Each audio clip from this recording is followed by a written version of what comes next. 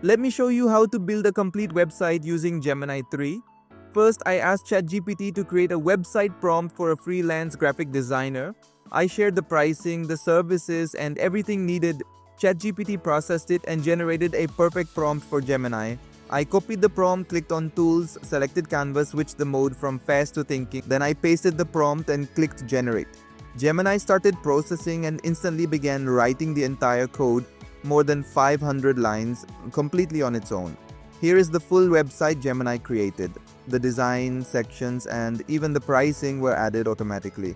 And yes, I can edit anything just by telling Gemini what I want changed. So I asked Gemini to update the pricing. It processed the request and changed the prices on the website.